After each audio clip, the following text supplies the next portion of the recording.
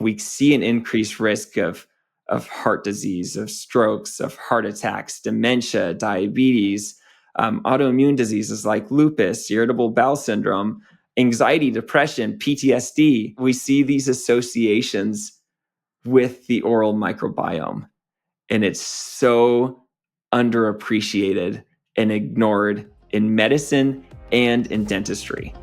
You're listening to Be Well by Kelly LeVeque.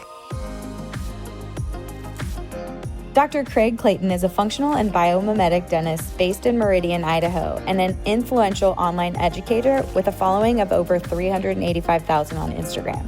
Passionate about uncovering the root causes of oral health issues, Dr. Clayton focuses on holistic cavity prevention, airway health, and innovation, biologically sound approaches to restoring teeth, and more.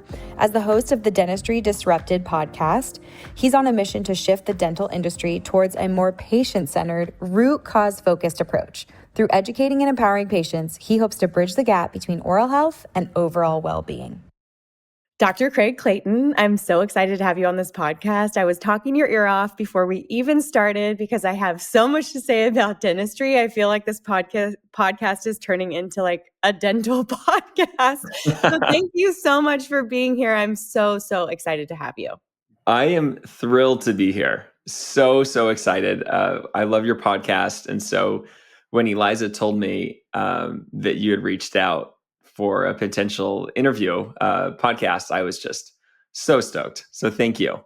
Well, it's all on you, honestly, because you have given away so much free information around functional and biomimetic dentistry. And I mean, it's just, we're all so grateful. I told you before the podcast started, I've sent your Instagram to moms at school and on the sports field.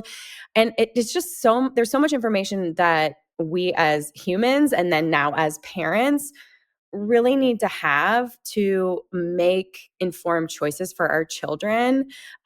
So first I want to just pop into how you and learn about how you even went down the path into functional and biomimetic dentistry and what it is. And then we'll dive into sort of some of those big topics like cavities, fillings, sealants, crowns, natural ways of really making sure that the oral microbiome and pH is right for the mouth, all that good juicy stuff. So, but how did you find yourself going from like a traditional way of dentistry into functional and biomimetic? Well, it's an interesting journey, and I want to back up even further because I feel like this is a key part in my discovery of where I am today. I couldn't decide what career I wanted to pursue. I loved biology. I loved working with my hands. I worked in construction off and on for about 7 years while I went to school. And those hours were pretty rough. So I thought, well, I'll look at dental school because medical school is really intense. And then you have to go through residency for forever. And I don't want to be away from my family. Like dental school looks cool. Like dentists have pretty good lives. And then about a year and a half into dental school, I just thought, what did I do? What did I do to myself? I do not jive with this. I felt very disillusioned because although I was in professional school in the health profession, and we were learning so much good stuff about all the hard sciences and pathophysiology, so how disease happens in the body, what to do about it. But there was so much emphasis on the technical work, and so while we learned just so much good information and practices and what to do, how to help patients get well to a degree, when it came down to it, it was all focused on like clinical work, like doing crowns and fillings. And that's what everybody, is focusing on because you have to do that to be able to graduate. So that year and a half mark, I seriously considered dropping out. And I was really close to dropping out and decided, okay, I'm going to stick this out, try to pay off my loan, and then maybe pivot after that and exit the career. So fast forward, I got into traditional dentistry and just felt like it was too aggressive. It was treating symptoms, not the disease. And it was actually through Instagram, of all places. I started, hearing some things, seeing some things, then searching for these, influencers or doctors and looking at their work. And then Instagram just started pushing content to me that became more holistic, more conservative. And then we opened the practice, and then I had all these really educated patients that are coming in asking terrific questions and having really hard problems to solve.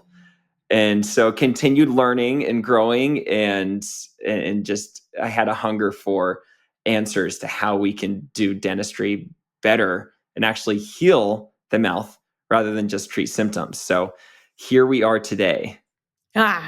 It's amazing. I would say about 5 years ago, I would not have known that getting a filling or getting a crown or getting a root canal was just treating symptoms and not really getting to the root cause.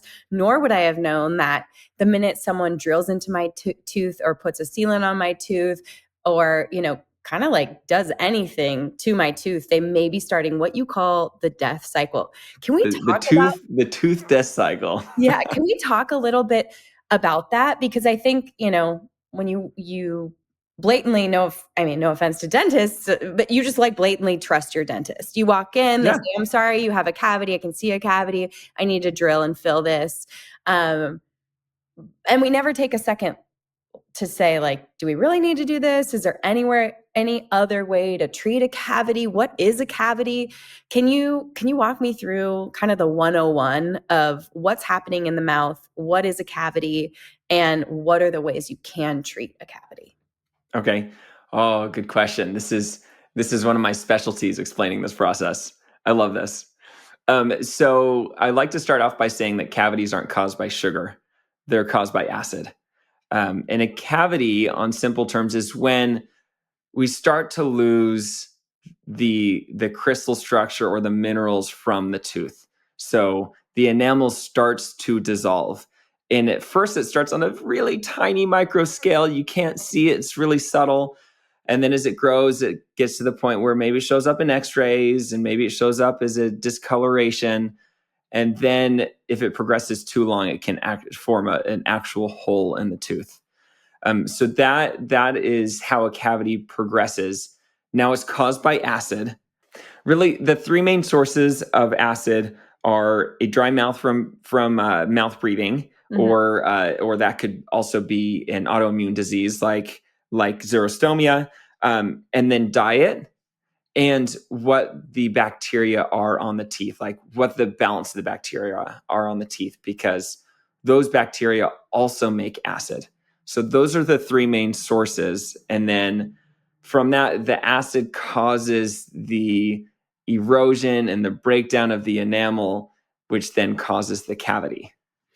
So someone's mouth breathing, changing the pH of their mouth, creating more acid. Someone has a bacterial imbalance in their mouth, and that bacteria is creating more acid, and or like what, the crunchy crackers or things that get stuck in your teeth that also kind of can create that type of acid. So the acid's breaking down our teeth. Then we go to the dentist. He's like, "Kel, sorry, you've got a cavity. I'm going to drill it and fill it." What does that step do to, like, what can we expect for that, like the life cycle and the future of that tooth that we're drilling? Yeah, great question. So we have something called the tooth death cycle in biomimetic dentistry. And what it means is anytime we modify, cut into a tooth, fill a tooth, whatever, it's never the same, right? Because nothing that we do to that tooth can restore it back to its original form and function. And so the concept is, if we do dental work or get dental work that is not compatible enough with the tooth, does not allow the tooth to function normally, does not get a good seal to keep bacteria out, then we end up having to replace the filling or whatever work was done to it. And every time we replace it, we lose more tooth structure. So that can go from a sealant to a filling to another filling to being recommended a crown, and then the crown fails. Maybe it's killed the nerve of the tooth, and now a root canal treatment or extraction are recommended. And then we go through this cycle until the tooth is lost. So the goal with dentistry, when we have to fix a tooth, is do it in the best, most conservative way possible so that we can stop the cycle at that first step.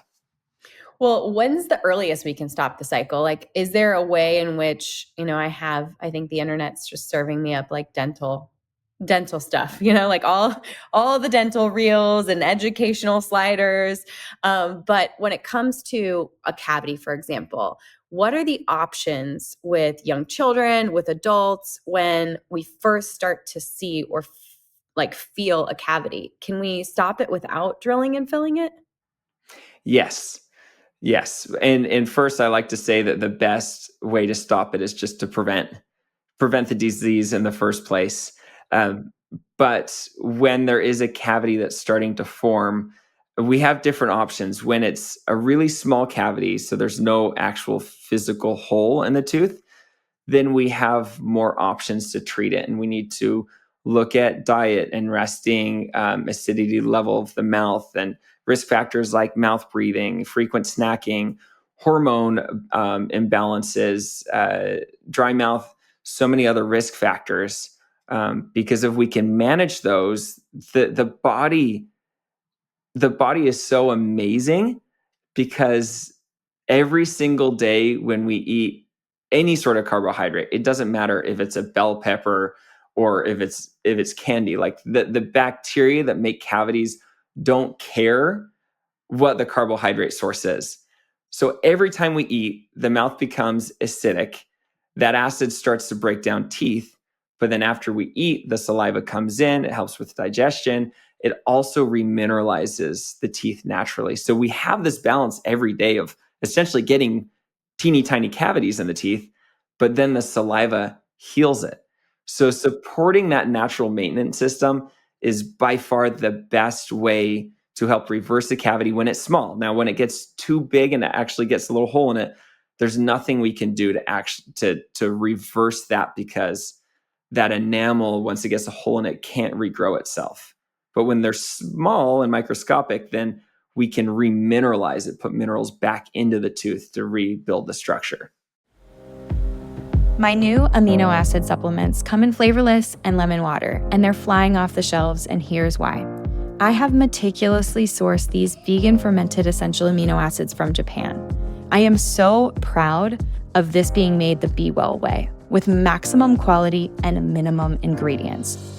My flavorless is simply those vegan fermented essential amino acids from Japan. Our lemon water contains minimal ingredients of only organic lemon powder, organic citric acid, and organic monk fruit. No natural flavors, no artificial flavors, no artificial sweeteners, no emulsifiers, no additives. This is simply that nutrition targeted for your goals. If you want to give my Be Well protein or aminos a try, or restock it if you're already loving it, take advantage of my gift for podcast listeners. Code PODCAST10 is going to get you $10 off just for being a listener. Write it down and shop with me after you listen. Hey everyone, I'm excited to share a supplement that's become a cornerstone in my wellness routine, AG1.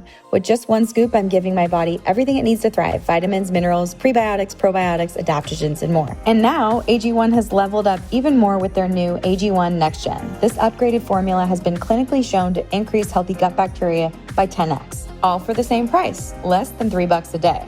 It's the same easy scoop that I've loved for years, but now with even more clinically backed research. With added nutrients to support gut health, immune function, energy, and more, it's optimized for better absorption and impact. I mix it with water every morning, and honestly, it's one of the best green powders I've ever tried. No weird aftertaste or chalky texture. All the essential nutrients I need just to feel my best. Now, I've been drinking AG1 for over 6 years now, and I'm happy to be partnering with them to share this upgrade with you that's been clinically backed with the advanced formula. This is the perfect time to try AG1 if you haven't. So subscribe today and try the Next Gen AG1. If you use my link, you're going to get a free bottle of D3K2 and AG1's welcome kit, plus 5 upgraded AG1 travel packs for your first order. So make sure you check out at drinkag1.com/bewell to get started with AG1's Next Gen and notice all the benefits for yourself. That's drinkag1.com/bewell. So takeaways I'm getting from this are, 3 meals a day, not 5 to 6 small meals a day with extra snacking, understanding that carbohydrates are going to change the acidity level and maybe keep those to real meals. Would you recommend that people like wash their mouth out or brush their teeth after they eat something super processed or like crackery, or I'm thinking like all the acellular carbohydrates that are basically made from flour that kind of get stuck in and around your teeth and are probably affecting that pH sometimes hours after eating them? I like to make the comparison of eating a meal full of whole foods like vegetables, fruits, even some whole grains, uh, meat, all those sorts of things, and how the teeth feel after. So when you eat a full whole food meal, if you feel your teeth afterwards, they're not going to feel fuzzy. They're going to still feel nice and smooth. But if you open a box of crackers or candy, like no matter how healthy it's labeled to be, and you fill your teeth after even just one snack, you'll notice the teeth they don't feel very smooth anymore. And so that plaque is developed, and now it's going to linger for, until you brush your teeth, essentially. So yeah, the quality of food totally impacts our risk of cavities. So are there any like uh, scientifically proven like rinses or probiotics? Like I've seen a lot of oral probiotics that people recommend, or hydrogen peroxide rinse. Are all of those things like necessary? Are they beneficial? Like, do they support that oral microbiome and pH balance, or is it kind of just another product? Yeah, so products, I'm really not a huge fan of products because I feel like the product world has been really successful in driving this perception that we need the ideal product to prevent or treat cavities. When in reality, if we address all the other risk factors, we don't need products to reverse cavities or to prevent cavities. So they're a really helpful tool, like a probiotic or a gentle rinse that's designed to help the saliva work more effectively.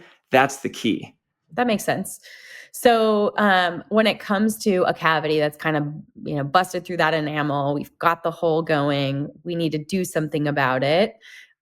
What does it mean to like restore teeth in a biologically sound or biomimetic way? Like what does that even mean? It's recognizing that the teeth are like just these beautiful structures, and teeth actually they move inside the jawbone, and also the enamel itself. When we're chewing on our teeth, the enamel changes, it flexes and changes its shape. And so when we fix teeth, we have to do it in a way that mimics that natural structure. So using materials, filling materials, um, or when it comes to replacing something larger, using something like an onlay as opposed to a crown, we have to use materials that behave like that natural tooth structure. And then we have to fix the tooth in a way that imitates the layers of those teeth. Because when we do that, then we have this harmony of the man-made material and the natural tooth structure working together, versus all too often we have these materials that are too hard or too soft, that aren't well bonded or well sealed, and then when we chew on them, we get this tug of war where we get this separation of the filling from the tooth, and then bacteria gets in, or the crown starts to cause stress right at the gum level because it's not flexing at all, but the tooth is underneath it. So that's the key, is respecting biology and then imitating it, which is biomimetic dentistry, literally meaning imitating biology. Very cool. I remember, I have a biomimetic filling. I don't notice the difference, which I think is probably a good thing. You're just like, I got that tooth filled and I don't have a problem there anymore. But what are the layers of the tooth, and like why would a traditional filling be different? So the outer layer is the enamel, And that's the layer that we look at every day.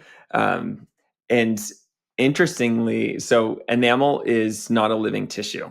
So it's living when it's developing, and as soon as it's fully developed, the cells inactivate basically, and then are just stuck in that crystal matrix. And enamel is actually transparent and opalescent. So if you've ever looked at like a seashell, or mother of pearl, all those sorts of colors, that the enamel looks like that. But underneath, yeah. So if I stare at a tooth long enough, I start to see greens and browns and yellows and oranges and purples and pinks. There's so many different colors, but underneath that is what's called dentin. And dentin is the living tissue in the tooth. And underneath that, at the center of the tooth, is the pulp. And that's where the nerve lives, and the blood supply of the tooth. So when we help support cavity prevention, when cavities start and they get through the enamel and start to go into that dentin, which can happen far before there's ever a hole in the tooth, a healthy tooth can respond from the inside out at stopping that bacteria and making scar tissue in the tooth.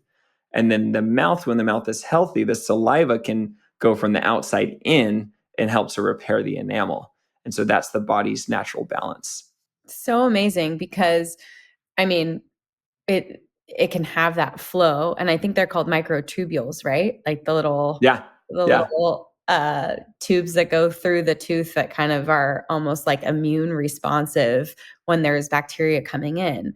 So we talked a little bit before the show started, and I want to share this story because I don't want it to happen to anyone else. And I didn't know what I didn't know at the time, but I've always had I guess big molars and deep grooves. And I went to a dentist, and we did, the Invisalign, and had my teeth all straightened back out from years since braces. And ultimately it was okay, pretty smile again. I used to have what my husband called squib tooth, which was on the bottom, that was just deciding to stand up a little higher than the other teeth. Okay. So we got that fixed up, and he was like, okay, well, we can take off the little nubs for the Invisalign, and I think we should do you have deep grooves and everything's looking really great, but I think we should do some sealants. It's great. And I didn't, it irks me because I wasn't taught to ask questions in dentistry. I always was taught to ask, I always asked questions when it came to my health and, hormones, nutrition, blood sugar levels, cardiovascular markers. That's my bread and butter, because I'm food can affect these things. And so let's dig deeper and find kind of the root cause. And I hadn't really started doing that, like I said, till the last few years when it came to dentistry. So I get these sealants put on my teeth, and about 3 to 4 months later, I'm starting to feel kind of nerve pain, or they kind of are achy or hurting. And I mentioned it to the dentist, and you have one baby filling here, and I highly doubt that that's the issue, but if you feel we need to redo it, we can. And I was like, no. And they mentioned you're showing some grinding. It seems like maybe you're stressed. We should get you a night guard, or maybe you wear your Invisalign retainers. Let's protect those teeth. I'm carry a lot. Maybe I am stressed. Maybe I'm grinding my teeth, and that's the problem. Fast forward a few months later, I'm you know what? I might go see that endodontist that I saw years ago, and I'll see what he says. And he was I don't see anything wrong. We did even a CBCT scan to make sure I didn't have any issues. I don't see anything. I don't see the problem is. And I went to a biomimetic holistic dentist here, and I got a second opinion on something I was talking to him about, a ceramic implant. He's like, any other problems? I said, yeah, I've had this pain on these four, these basically these four back molars where I don't really have any problems. And he's like, well, you have really horrible sealants on those. They look discolored, and they, they don't really look like they were put on right. Wow, no. visibly see this. And he said, you need to come back. I'm probably 100% positive you have tooth decay and cavities under those. And it was like gut wrenching because I did go back and he pulled those sealants off and there were cavities that never would have been there. And now I think of that and I'm like, oh, I have like, it ended up being 3 of the 4 had these like very deep infected cavities. Oh, I'm And I'm so like, it's sorry. just so gut wrenching because I'm like, now it's like I haven't had a cavity or anything go that way in, like I was telling you before the podcast, like 20 years or something. Like this, like how how all of a sudden at 40, am I getting these horrible cavities? And I'm curious, like, first I just want to inform the audience that like sealants aren't just some like easy thing and that there's something to think about and something to question, especially because they're constantly recommended for children.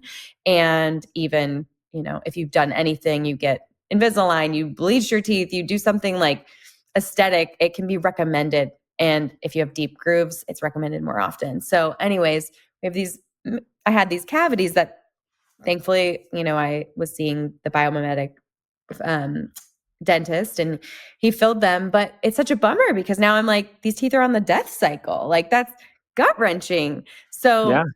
can we talk about sealants? Can we talk about what's happening? Because I'm thinking like, had I had like many little holes, my immune system, my saliva for however many years was dealing with them just fine. So Yeah. what's the move here? How do we feel about sealants? What's the pros and cons? When should we use them? I want to address a couple different topics here. So first, just a more of a short-winded, hopefully, answer about sealants is any dental treatment needs to be prescribed based on risk factors. And unfortunately, I feel like all too common, one, there's just a lack of general education and understanding about dentistry. You're not alone in that. Like I see it every day and I see it among colleagues as well.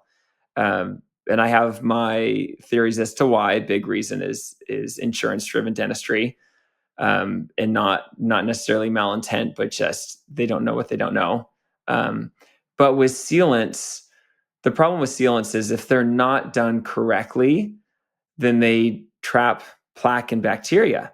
So sealants really should only be recommended for people that are currently getting cavities, like that are at risk of getting cavities, and then a very specific process should be followed to make sure, because if the teeth get wet at all during the process, then the sealants don't stick, and then you have those gaps that form. So the second point here, that wasn't very short-winded. I'm not very No, short-winded. that was great. It's informative. But the second point is this is such, even though it's heartbreaking, but it's such a powerful story of the biology of what causes cavities, right? Because we all have the bacteria in our mouth that causes cavities, just like we all have bacteria on our skin that can cause staph infections. But those bacteria in our mouth that cause cavities, like acidic environments, they want to be away from the saliva. And so when you have these fillings or these sealants that aren't bonded well, even like in your case, you didn't need them. You're not at risk of getting cavities. You haven't had cavities since you were a kid. Like there was zero reason to do a sealant just because you have deep grooves. If all the other risk factors are absent and you don't have a recent history of cavities, they're unnecessary. It's just an anatomical finding. It's just you have deep grooves. That's it. But the sealant's replaced. They were not well bonded. The bacteria that causes cavities gets underneath. Same with plaque. You can't brush, you can't water floss it, you can't get underneath it. And now it has this perfect environment to thrive and to start to produce acid as it consumes carbohydrates. And then that acid starts to break down the teeth and cause the cavities. And there's a really interesting process at play here. Healthy bacteria on the teeth, a healthy balanced bacteria actually actively remineralize teeth. It's a really like active process of these bacteria working together and taking calcium out of the saliva through the biofilm, putting it on the tooth to remineralize, versus bad bacteria, an imbalanced biofilm, actually takes the calcium out of the saliva and holds onto it, then creates acid and takes the calcium from the tooth and holds onto it. So it's really dynamic. And that's what happened in your case, tragically. If you're anything like me, you know how important it is to find swimwear for your family that's both beautifully made, but actually holds up in the sun-soaked fun of summer. And that's exactly why I love Minnow. Founded by a mom and entrepreneur in Laguna Beach, Minnow is a family lifestyle brand that blends timeless design with playful, polished details. Every piece feels thoughtful, from the buttery soft swim fabric to the sun-kissed colors and the custom prints that make every beach day extra special. For surf days, I especially love Minnow's Girls Rash Guard one piece and unisex Rash Guard shirts. They offer extra sun protection without sacrificing comfort or style. And of course, all the boys have coordinating boardies. They're so easy to slip on and off and have a UPF 50 plus protection and quality. You can truly feel the difference. The coordinated styles, without being too matchy-matchy, are just right for our family's beach days. Now, if you're planning a vacation or just want to elevate your family's swim style for summer, I cannot recommend Minnow enough. Even their clothing is just so luxurious. So head to shopminnow.com and use the code MEETMinnow15 at checkout to get 15% off your first order. That's shopminnow.com, code MEETMinnow15. What if you could delay the onset of age-related skin changes by targeting aging itself? That's exactly what OneSkin set out to do. The all-woman founding team at OneSkin, made up of PhDs in skin regeneration, stem cell biology, immunology, and bioinformatics, spent years researching how to slow down skin aging at its core. After testing over 900 peptides, they developed the OS01, the first peptide scientifically proven to interrupt cellular senescence, a key process that accelerates aging. In both lab and clinical studies, the OS01 was shown to penetrate deeper layers of skin, improving collagen production, hydration, and overall skin barrier function. Since I started using it, I've noticed a huge difference. My skin feels smoother, more hydrated, and that youthful glow is back. It's the perfect solution for busy moms like me who want to maintain their skin's health and appearance without spending too much time on it. By addressing the root cause of aging, rather than just treating the visible signs, OneSkin helps your skin stay younger and healthier for longer. Want to see for yourself? Use the code BeWell for 15% off your first order at oneskin.co/BeWell. That's oneskin.co/BeWell at checkout for 15% off your first order. Yeah. Well, I just wanted to share it because I don't want we were talking about it. I don't want anyone to go through that if they were like me and really had no signs or any symptoms or any active cavities in their mouth. And, it was just kind of like an add-on, and I'm like, Yeah. like your add-on was my hundreds of thousands of dollars in dental work later. Yeah. Not that I spent hundreds of thousands, but it's hundreds and then sometimes thousands. And dentistry isn't, it's not like Blue Cross Blue Shield. Not a lot of people have like really good No. dental insurance, and what you're reimbursed for is not what prevents you drilling and filling our teeth. Yes. So can we talk a little bit about how dentistry works in that regard and how it's not really promoting a preventative approach like you have in your office? Yeah. Well, and I wanted to say real quickly, we created a resource for that very reason, because we recognize, because we've had so many stories like yours, as we've talked about addressing cavities, getting better dental work. We created a resource to be able to educate people on how to avoid these pitfalls, because we just don't know. And we've actually had dentists that get this resource because they don't know. And they see it and they're like, oh my gosh, I can learn how to do this better for my patients. And so that it's really, it helps people become a collaborator in their own care, like understanding how to look at x-rays and what their options are and what their risk factors are and when to say yes, when to say no. Yeah. I mean, it's hard because, and I have a family friend whose 4-year-old daughter was recommended either a full crown or an extraction of a molar.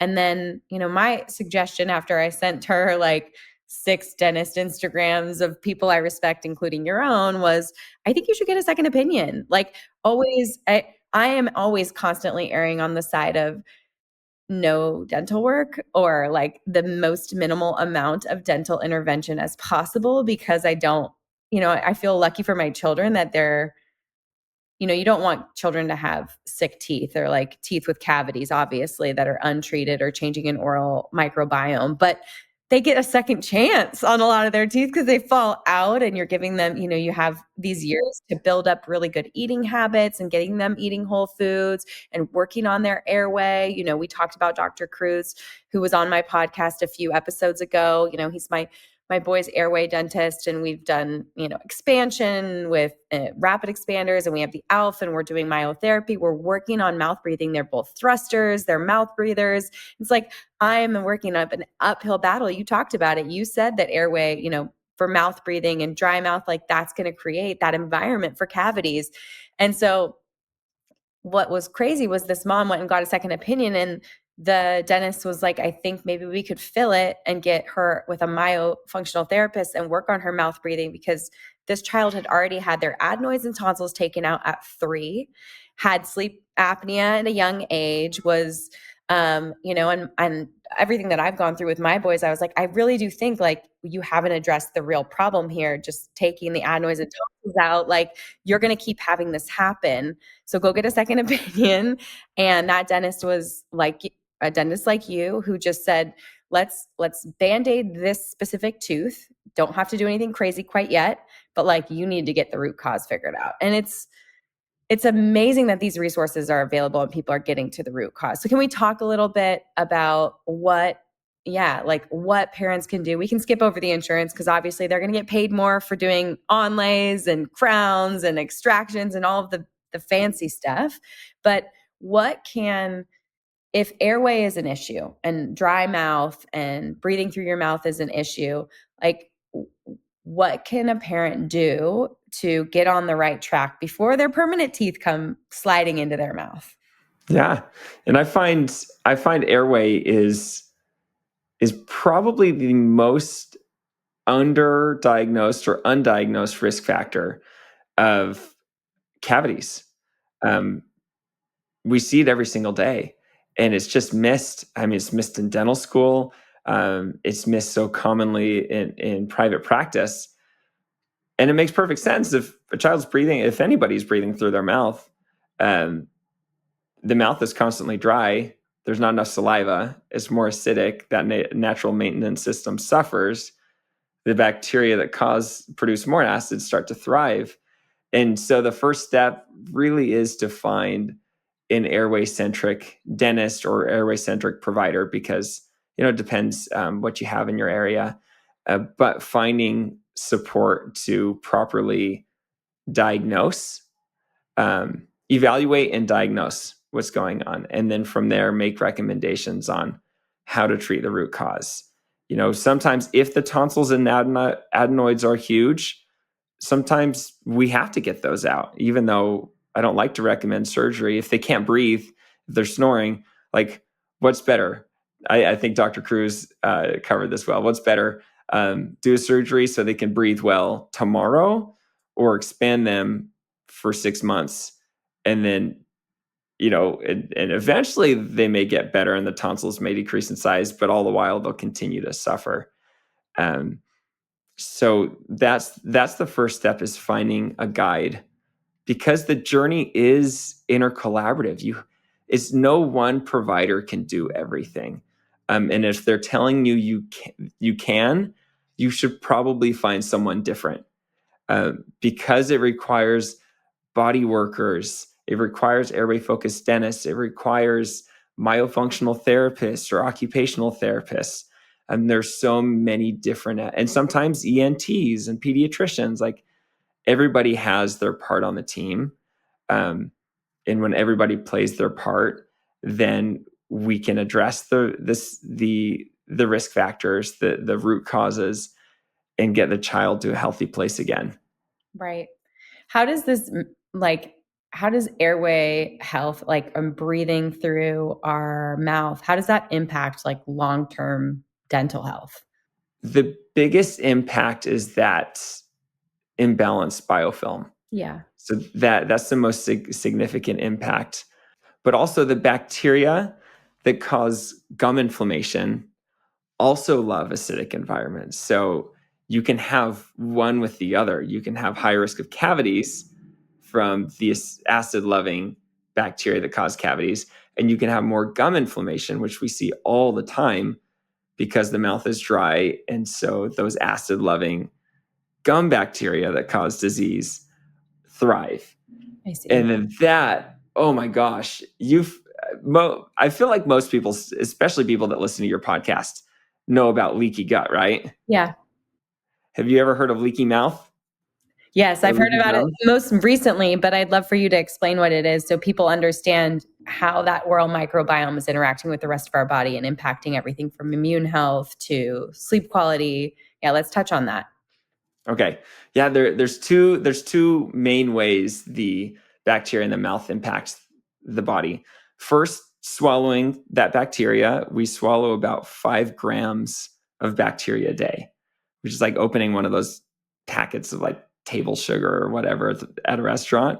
It's like that plus a little bit more. Wow. So you put that in your hand and imagine like this is bacteria that I'm swallowing, like billions.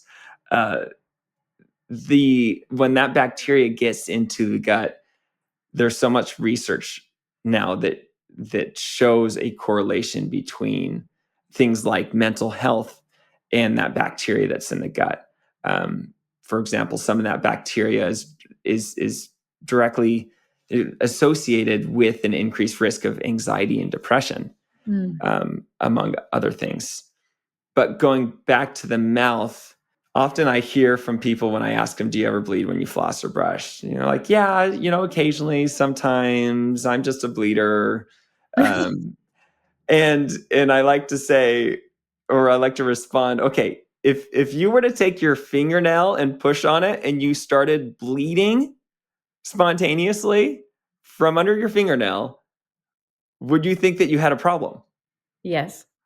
It would be shocking, right? Yeah. But for some reason, when our gums bleed, it's just written off as like sometimes it's not a big deal. It's like you're bleeding spontaneously from tissue in your mouth. If that happened anywhere else, you'd be so alarmed. And why that matters is because bleeding means the barrier between the mouth and the inside of the body is broken. Oh. It's a wide open door for bacteria, viruses, yeast, anything that's in the mouth to enter the bloodstream. We find that bacteria, some of that bacteria can cross the blood-brain barrier. We find it in the womb. We find it in breast tissue of patients that have breast cancer. We find it in other organs of the body. We find it at the sites of where clots break free that cause strokes and heart attacks. In fact, there's one study in about 2017 that estimated up to 50% of heart attacks and strokes could be triggered by oral bacteria. But then they also cause the immune system to create an inflammatory response. So even if the bacteria isn't getting into the brain or organs, these inflammatory factors are getting there. And so we see an increased risk of heart disease, of strokes, of heart attacks, dementia, diabetes, autoimmune diseases like lupus, irritable bowel syndrome, anxiety, depression, PTSD. We see these associations with the oral microbiome, and it's so underappreciated and ignored in medicine and in dentistry. I know. There's my soapbox. I liked it. It was a good soapbox. It fires me up because, when I remember seeing a study that showed that 75% of heart attacks that enter the ER, people that are admitted to the hospital have normal to low cholesterol. And we've always demonized cholesterol as being this like the cause of heart attacks. And, it's just, we know it's inflammation and we don't know where it's coming from. And there's all of these different culprits, but I feel like everyone's just finally talking about the mouth and constantly intervening with, I don't want to call them drastic, but like someone's taking a drill to your mouth and pulling teeth out and putting crowns on top. Like, this isn't just like a little bit of intervention. It's like pretty intense intervention. And most people are afraid of the dentist because of it, Yeah. So I want to keep people, I want you to have a job, but I want to keep people out of your office. I truly do. I don't want to treat teeth. That was one of the reasons why I thought about leaving dental school. I'm like, I didn't get in this to just treat the symptoms all day long. Yeah. So we need some practical steps. Like, what are some practical steps that people can take today to improve their oral health naturally, whether they're an adult or a kid? Some easy wins would be to implement, get rid of products that aren't proven to work, that have a long ingredient list, especially if anybody's using products that are produced by any of the big manufacturers. Yeah. Like Procter and Gamble and Johnson and Johnson. Like, those are awful, should be outlawed, really bad. Mm-hmm. But then also products that are just too complex, like a lot going on. We want to help the nothing's better than saliva. Nothing. No product compares to saliva. So we need to stop disrupting the saliva and just start supporting it. So this is always very divisive, and there's people that always come after me for this, but essential oils. Yeah. I'm not a fan at all of essential oils because the studies show that if you have, it's a Goldilocks situation. If you have too little, essential oils do nothing. Mm-hmm. If you have just the right amount, they are shown to target bacteria that cause disease, which is great. But if there's too much, they are toxic to human cells. Mm-hmm. Now, I would bet a lot of money that no one will find a product with essential oils that has been tested to be proven effective and not cytotoxic and not just placebo. Like, you're not going to find it because there's no reason for these companies to invest loads of money into doing the studies. Mm-hmm. It's just, there's not incentive. Good marketing, the product sells, great. We're successful. Awesome. And not saying that these people there's malintent here. I don't believe that. I call them good intentioned products. But I think we've gotten so obsessed with products. I mean, when I tell my patients that I don't use toothpaste and I don't recommend it unless you have, they're like, what? You don't use toothpaste? I'm like, yeah, we've all been brainwashed to think you have to use toothpaste. But in reality, like, we need to focus on airway. Yeah. Right? We need to focus on airway. We need to focus on getting enough saliva. So stepping away from complex products, focusing on supplementing, an oral probiotic can be good. I'm a huge fan of xylitol, and this can be divisive, but the study that came out last summer that was criminalizing xylitol, it was funded by Big Sugar. Mm-hmm. It was funded by the American Heart Association, which receives big donations from Big Sugar. And they, I mean, in their opening summary, they called xylitol an artificial sweetener. It is not. It is a sugar alcohol that is actually naturally occurring in the bloodstream when sugar is digested. So that was a big misconception. But xylitol is proven to increase the good bacteria and reduce the bad in the mouth, the nose, the throat, the lungs. And it can actually get all the way down to the colon as a prebiotic and increase anti-inflammatory or bacteria that produces anti-inflammatory agents. So xylitol is great. Helps saliva, targets bad bacteria. Amazing. Needs good bacteria. We use the xylitol nose spray for our kids. Yeah. And we use the pure xylitol gum whenever my Sebastian's on the baseball team and the kids all have like the Big Chew or whatever those things. And I've got him like the bubble gum, pure xylitol gum. And he's tried the Big Chew because I'm not going to be like so hardcore with him, but when he wants gum at baseball, like that's the one we choose.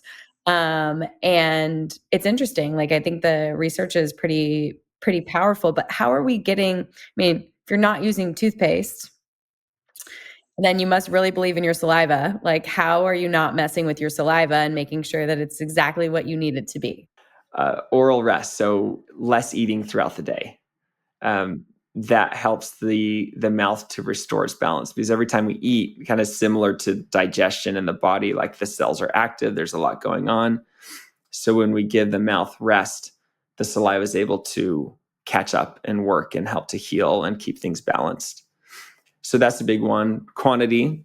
So mouth breathing reduces quantity.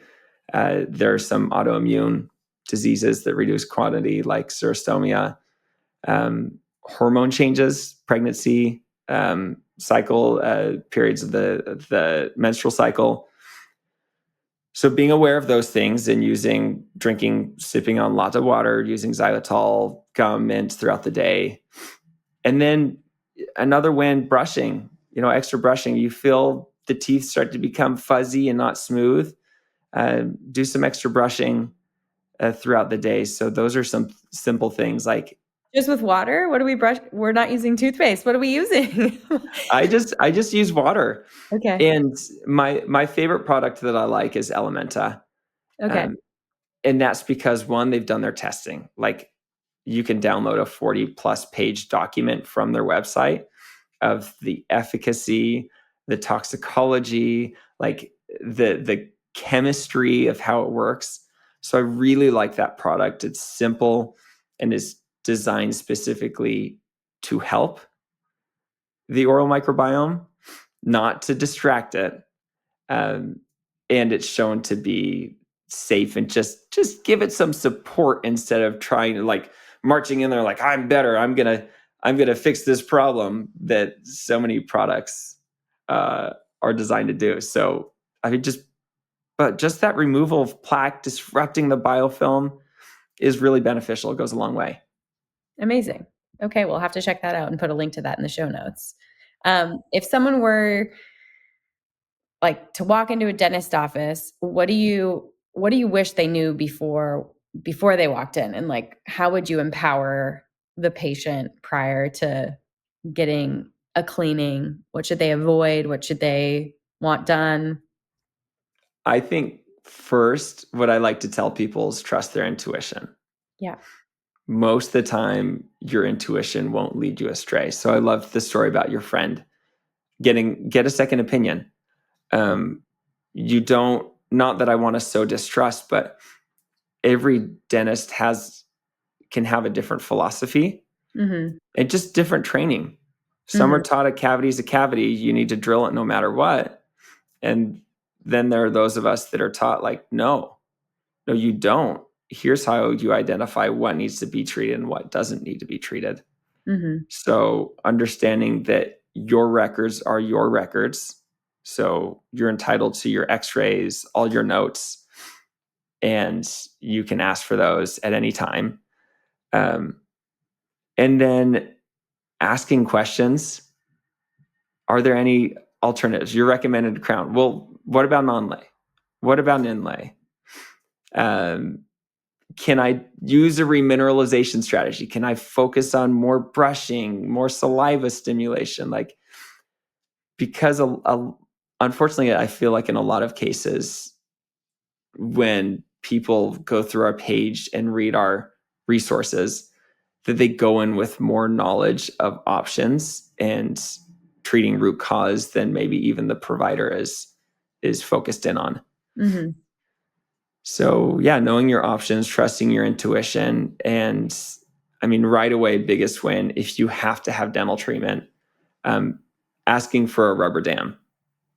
Okay. So, and we could provide some resources, like a quick guide to what to ask for to get better dental work. But a rubber dam isolates the teeth from the mouth so that the saliva can't contaminate the teeth during the process. Okay. And when you don't have saliva contamination, when the tooth doesn't get wet when you're fixing it, no matter what filling material is used, or how it's treated, it will be more successful because you'll get a much better bond. Oh, good to know. Yeah, I Yeah. think I've only ever had that in that root canal process that I went through a Yeah. long time ago. They I should be wonder that. placed. They should be placed every time. Wow. Yeah, Okay. every time. Major takeaway. What, I know I've seen you say that you're not like a huge fan of drinking other things, electrolyte drinks, coffees, No, tea. I love all those things. I love all those While I things. sit here with all of my cups and all of I my drinks. I have bubbly water. I had a coffee earlier. No, I feel like maybe those got a little misconstrued. But I love all the drinks, and I tell people you can drink and eat whatever you want. That's the reality. Right. I use the example of Red Bull because it's very erosive and very not good. Yeah, well, I'm not drinking that. That's okay. Yeah, no, I know. But I use that as an extreme example to say you can drink a Red Bull and it will have no effect on your oral health if you consume it within a short period of time. Right. So that's the problem with electrolyte drinks. I consume 1 to 2 elements every day. But if you're sipping on element throughout the day, the mouth is chronically acidic. Most of these drinks have citric acid in it, which is the second most damaging acid to teeth behind stomach acid. And it has salt, which binds the calcium in the saliva that's necessary to remineralize the teeth. Oh, And there's the I've takeaway. had patients and I've had followers that I was able to pinpoint their transition from no cavities to rampant cavities on the date that they started sipping on electrolyte drinks, and everything went downhill, or coconut water. So that's the biggest takeaway is like, sip on water. You can drink whatever else you want, but don't sip on it. That's a great that's the takeaway right there is, if you're drinking it, that makes me feel better. But I definitely need to do it in a condensed manner because it's still a habit here in the Levesque house to put it in a large 40-ounce Yeti that you drink for hours. So I gotta Sure. stop doing that. And that's the hard thing too. That's with cavities and gum diseases. It just comes down to your personal biofilm, Yeah. right? Some people will just always have to be a little more careful than others, Mhm. especially women, um, because pregnancy affects so much. Menstrual cycles affect so much. They affect your saliva quality. So how much calcium phosphate you have in your saliva. It affects how much saliva you produce. It's morning sickness, big issue. Frequent snacking during pregnancy. So it's unfortunate that I see so many more women that struggle with cavities than I do men. Yeah. And so being aware of those risk factors and learning to manage them and get to the root cause, working with the functional medicine provider to evaluate hormone levels, make sure everything's in sync, make sure you're getting enough dietary calcium, and making sure it's bioavailable, because that's the key. Is it needs to be bioavailable, which is really hard if you're vegan. Yeah. And so your vegan listeners on here, using something like Algacal, which is a great supplement. And the reason I like it is because it has been researched to show that it's bioavailable. So calcium rich, like leafy greens, for example, the calcium's really hard for the body to extract unless it's cooked in an animal-based fat. And so that's a key takeaway for people with different dietary habits. I have heard that when you're pregnant or, quickly after pregnancy, that was like another thing that was brought up to me around like cavities. having cavities, not having cavities for 20 years, and then all of a sudden having cavities. And then the sealants didn't help. But 3 back-to-back pregnancies, breastfeeding until the next pregnancy. I had like 1, maybe 2 cycles in 7 years. It was basically like a baby making machine over here. Yeah. Baby making, baby feeding, baby making, baby feeding. That's a lot of work. So what's happening in pregnancy or postpartum and nursing that's influencing, or in your menstrual cycle, what is it that's influencing the lack of calcium in our saliva, and or is it a lack of saliva? Like, what makes you so vulnerable in those periods of time? So in pregnancy, your body's growing a human. It needs lots of calcium. Calcium's necessary for muscle contraction, like your heart and your diaphragm. It's necessary for bone maintenance. It's necessary to grow in the baby, and it's also necessary in the saliva. So the body's really intuitive. So guess which one suffers Yeah. if So like your mouth can suffer. you don't have enough? Yeah. Yeah. Those other things are more important. Yes. And then different variations in estrogen levels, like estrogen dominance, can decrease calcium and decrease the amount of saliva at large, making a drier mouth. And then if you're pregnant and there's weight on your lungs, your diaphragm, your airway, and you're breathing through your mouth at night, maybe you never do, but when you're pregnant, you breathe through your mouth and maybe you snore a little bit because of all those changes. Well, now you have reduced saliva as a baseline, and then you have the mouth open because you need to breathe. And so and then, postpartum, those menstrual cycles, especially if those estrogens are too high, then it can continue the process. Ugh. I feel like this is an episode of House, but for like dentistry. Like, then you were pregnant and you were mouth breathing and you were building a baby, so you didn't have enough calcium in your saliva. And then surprise, someone put sealants on your teeth and you have 6 new You had the babies. perfect storm. You just had to have one risk factor that tipped, which in this case was just mechanical. Geez, just another little tally on the women's side of things that we deal with. It's so my heart goes out to all my female patients and followers, because it is, and that's probably why the majority of the people that use our resources and take our courses are women. And twofold, they want to get out of the cycle, but then they want to prevent their kids from getting in the cycle. And then most of the time they're like, yeah, my husband never gets cavities and he's like, and he doesn't terrible. brush his teeth. And he doesn't brush his teeth and he eats whatever he wants. And he snores like a crazy person. Yeah. It's so unfair. It's so unfair. It's all right. We're strong. We're tough. We're resilient. We can handle it. Yes, you are. These are the types of podcasts and information downloads that we all need so we can know better, do better. And that's why I've loved following along. Your Instagram is restoration.dentistry. And you have a wealth of information on your website. So why don't you talk to me a little bit about where people can follow along, what they can expect, what you have in regards to downloads of helping people who maybe are in an area where they don't have access to biomimetic or functional dentistry and want to have a little information so they can trust their gut the minute they walk in the office.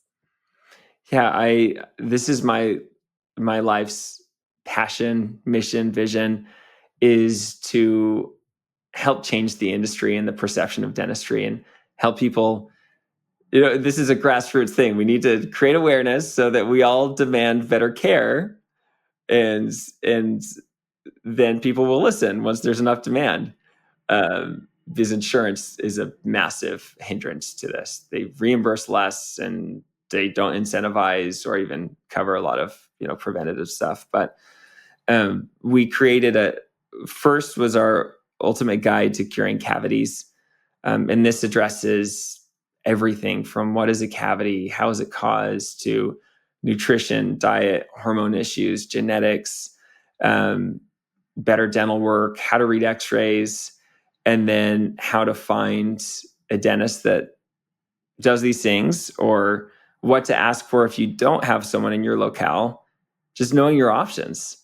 So that's our primary guide, and we split it into a 20-day program because it's like 160 plus pages. It's like there's a lot of material in there, but you're going to finish it and feel empowered of, I know what my risk factors are. I know what to do about it. I know what to ask for at my dental appointments. I know what my options are. Mm-hmm. So that was the goal with that, because the education's not out there. Mm-hmm. You're going to ask your dentist, why am I getting cavities? Oh, you have soft teeth. You eat too much sugar. You don't brush your teeth. You don't floss. And then I remember one professor told me, if your patient says that they're doing all the right things and they're still getting cavities, they're lying to you.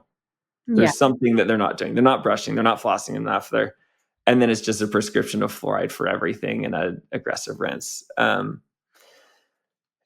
knowing what your options are. The other resource is a guide to how to build your functional dentistry team, like how to find an airway provider, how to find someone that provides modern, dental cleanings that focuses on rebalancing the microbiome. Biomimetic dentistry is called the Functional Dentistry Roadmap. So it really answers the other questions that are broader spectrum, and then gives guidance on how to proceed to be able to optimize your oral health, and how that relates to your systemic health. So I'm really proud of those resources we've created, and they've changed a lot of lives, which is the goal. You're doing amazing work. It's what I'm here to do. Well, you're doing it, and you're making it accessible to everyone and giving people, like you said, the roadmap of how to get the right team on board so you can ask the right questions and make the right decisions for your oral microbiome and your whole human health. It's amazing. I'm so grateful for you, Dr. Craig Clayton. Thank you so much for being here, for sharing all you share online. I'm going to put links to all of this in the show notes so people can follow along, so that they can kind of get ahead of it. I mean, especially if if you are a parent, if you have kids, if you can stop the cycle and get their oral microbiome in the right place before their big teeth come in. Like you're getting that second chance. Let's do it right. Yes. Sure. So getting them started on the right foot, breaking the cycle. Yeah. Breaking 100%. The cycle, getting people healthy. Thank you so much for all you do. Really appreciate you spending the time here on the podcast with me today. And I'm excited to share this with the world. It's been an absolute pleasure. Thank you so much for the invitation. My pleasure. Thank you for tuning in to this episode of the Be Well by Kelly LeVeque podcast. If you enjoyed the show, please consider leaving a review in your favorite podcast app and subscribing on Apple Podcasts, Spotify, or YouTube. We're also excited to share that full-length video episodes are now on YouTube and Spotify, so you can watch along as you listen. The best way to support me and the show is by sharing it with your friends and family. Your recommendations make all the difference. This is a Wellness Loud production produced by Drake Peterson and Cass Balding. The video is recorded by Luke Rodriguez and edited by Jesse Trout. Sound mixing is by Mike Fry. See you next time. The content of this show is for educational and informational purposes only. It is not a substitute for individual medical or mental health advice and does not constitute a provider-patient relationship. As always, talk to your doctor or healthcare team first.